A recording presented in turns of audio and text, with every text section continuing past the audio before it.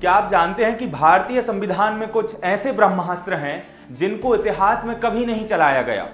कागजों पर तो इनकी शक्ति असीमित है, लेकिन इतिहास की धूल आज भी इन पर पड़ी हुई है। सबसे पहले बात करते हैं आर्टिकल 360 की, जो बात करता है कि आपातकाल लगाया जा सकता है, वित्तीय आपातकाल, जब देश की वित्तीय साख खतरे में हो। याद कीजिए 1991 का वो काला दौर, जब हमारे पास केवल 2 हफ्तों का विदेशी मुद्रा भंडार बचा था। सब लोग सांसें रोक कर बैठे थे, पूरी दुनिया की नजर भारत पर थी कि भारत अब वित्तीय आपातकाल लगाएगा, लेकिन ऐसा नहीं हुआ। हमारे पॉलिसी मेकर्स ने इस डेडली आर्टिकल को यूज नहीं किया और बिना वित्तीय आपातकाल लगाए इस आपातकाल को मात दे दी, और यहां पर 360 का यूज आज तक नहीं हुआ है। अब जरा दूसरा आर्टिकल 244A को देखिए। यह संसद को एक सुपर पावर देता है, यानी कि संसद एक राज्य के अंदर एक और छोटा ऑटोनॉमस स्टेट बना सकती है।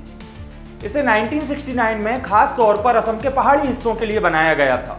दशकों तक मांगे उठी, खून खराबा हुआ, सरकार ने कमेटियां बनाई, बहुत सारे आयोग बनाए, लेकिन इस आर्टिकल को कभी अमल में नहीं आने दिया, और आज भी यह आर्टिकल हमारे संविधान का एक पैसिव हिस्सा बना हुआ है।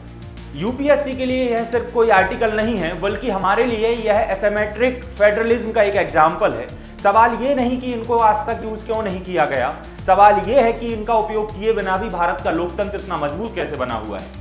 यदि आप भी भीड़ से हटकर एक ब्यूरोक्रेट की तरह सोचना चाहते हैं तो हमारे पेज को फॉलो कीजिए। हम ऐसी और जानकारी आप तक लेकर आएंगे जो हिडन फैक्ट्स आपकी बहुत हेल्प कर सकते हैं। Thank you so much.